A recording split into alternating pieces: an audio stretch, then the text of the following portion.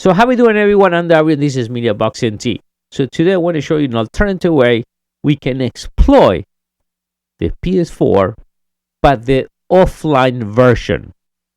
For this, we're going to execute it through the Blu-ray. One of the requirements for this, it does require to be exploit already or jailbreak it from the beginning using, and in case, in a PlayStation Vue. And you just wondering in a second, oh, hold on. Why I need to do this is my PlayStation Vue is working perfect. So first, we can call this a jailbreak. Some people say it's not a truly jailbreak because it's not custom firmware. Well, sorry guys, there is no custom firmware for the PlayStation 4 or for the PlayStation 5. The only one you can do that is with the PS3. It's the only one that has custom firmware. It's better? Yes, it's better. But have nothing to this and be able to play any game, copy any games, download any games, install any games, run in a hundred, do whatever you want, as close can be a custom firmware. And for me, it's enough. So the difference between custom firmware and the one we're running now, or the one if you're going to do the DVD version or not DVD, Blu-ray version, is a temporary one. So inject the exploit. It's going to run as long as your PlayStation 4 is on. When you turn it off and you bring it back again, like you see it right now, it's like nothing happened. It's nothing there. We can see now every game that I install, it has a lock. Yeah, because it said, hey, it's not part of the PlayStation. What is that? You know what I mean? You still this is not supposed to be installed on the PlayStation. So right now it's like in the other PlayStation. When you exploit that app, then the payload runs, and then now you can run any game and install whatever you want. You can just, that's the nice thing. You can go and see your files and do anything else. That's different between custom firmware and the one we're showing today. I want to make sure that's clear because I guess a lot of people don't like this version. Well, sorry guys. Again, there's no custom firmware. Who knows if one there will be? Maybe, not for now. All right, so now, what is the difference? So PlayStation Vue, you turn it on, you execute it, and then you just go and copy, play your games. Perfect. But when the requirements are, it needs to be online when you're going to execute it for the first time or for the time it's on. When you turn it off, comes back again, you need to turn it on. So imagine for a second that your internet went off. I don't know, your router is not working. You want to play that game. You want to play a game, it's not going to work because it requires an internet connection to execute the PlayStation Vue. Or you want to have a version that is always offline. You want to have this offline, and that's what I'm going to show you today. So this one is the Blu-ray version. The nice thing with this, you just pop the Blu-ray there, and then you can execute it. Now, why it requires to be exploit from the beginning? Because we need to install a file, and that's a nice thing. So imagine for a second there's something happened to your Vue, in case I said no internet, or got updated now. So when it gets updated, you're done, right? You cannot execute anymore. So now you have, if something goes wrong, we have an alternative, a backup of the exploit. So you can run this one, or they say the version that PlayView version is better than this one, but it still works fine for me. So you can choose either. You can use all the time this one, and if one day something happened, no internet connection, you can go and execute the Blu-ray. Now, the disadvantage for this is it does require to have a burner, a Blu-ray burner.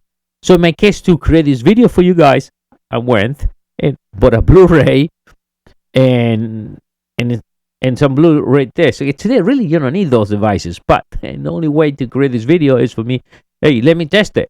So pull one out, burn one CD, and all perfect. By the way, I will leave the link right below this video. The same burner I just bought, and the Blu-rays, and all the files and everything will be on the description line. Okay, so I think we're clear. We understand now the difference between custom firmware, what we're going to install it now.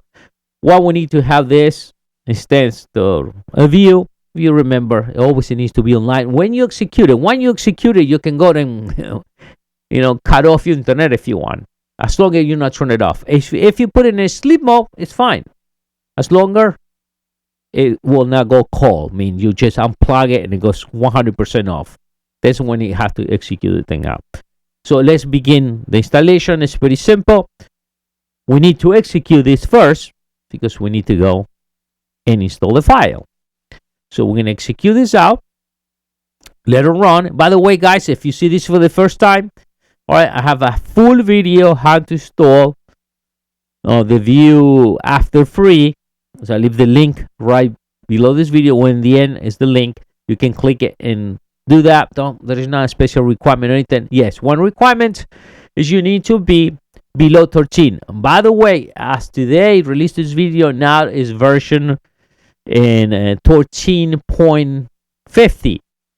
We're already fixed at 3.50. They already take care. I guess they patch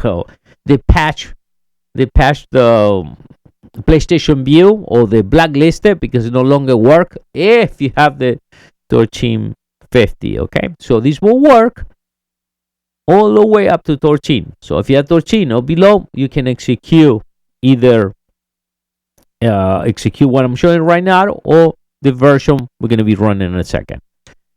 So let's go with this. By the way, I'm running 10.01. Okay, so we are right there.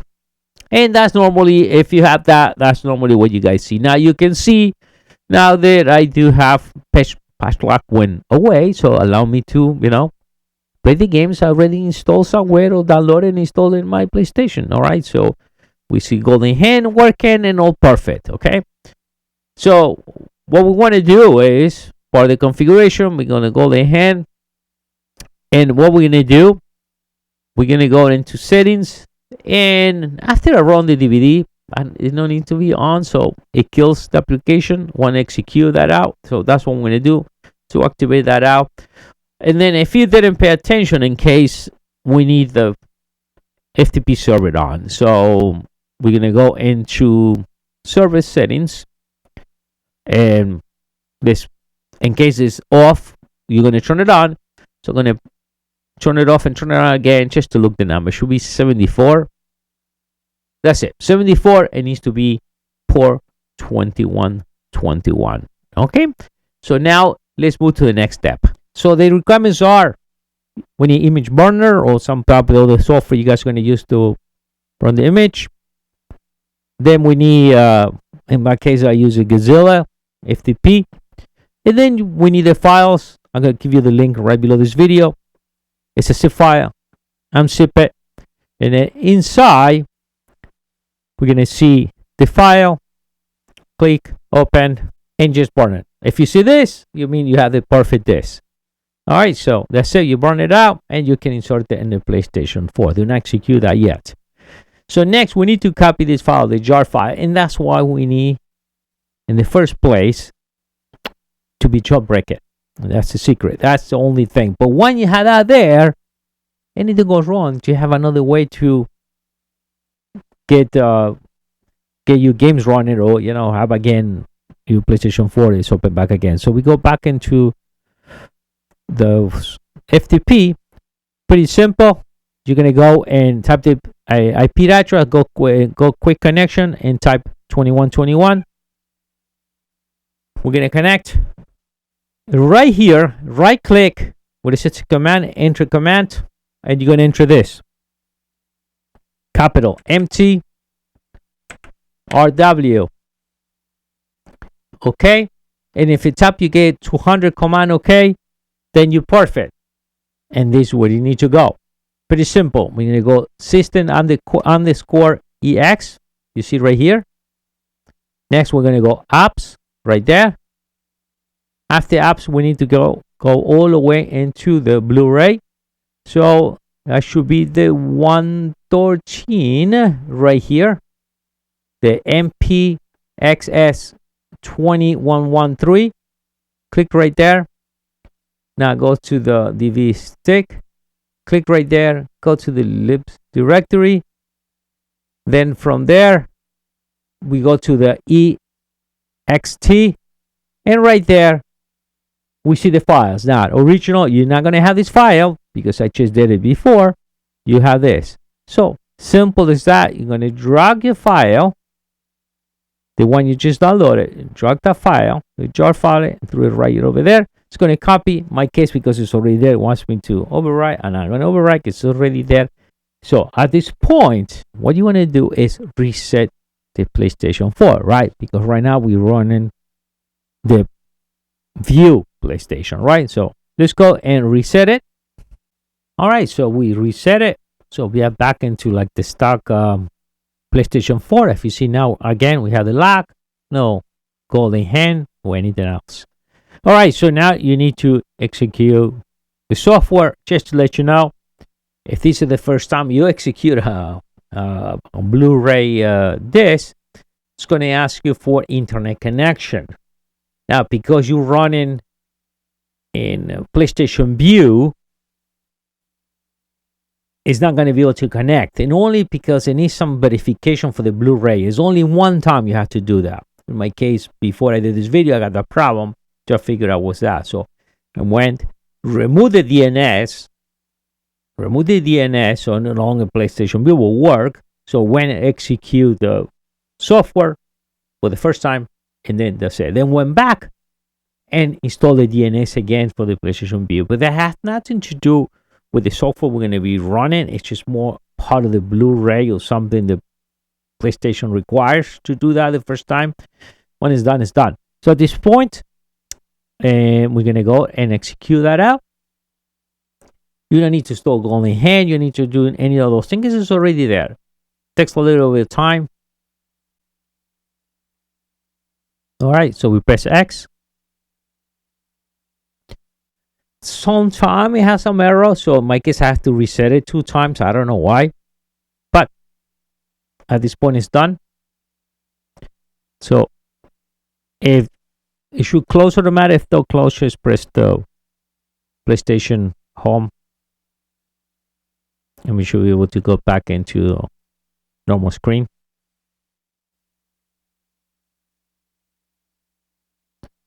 That's fine. Should be there already. Right there. See that? So it's kind of tricky, but if that happened, just go press home, and then you can see now everything is getting installed, and that's fine. I mean, this is just an alternative way. I'm sure most of the guys will use PlayStation Vue, but why not? You can leave that CD installed there, or in the set, and you see now the lock has been removed. We got GoldHEN installed there in the set. Leave me a comment. I will bring more to PlayStation 4, PlayStation 5. And yes, I'm trying to get a PlayStation 3 so I can show you custom firmware. I already did mine, so I cannot go and reverse it. I did it a long time ago before I was creating this video. So I had to get one and show you guys that one out.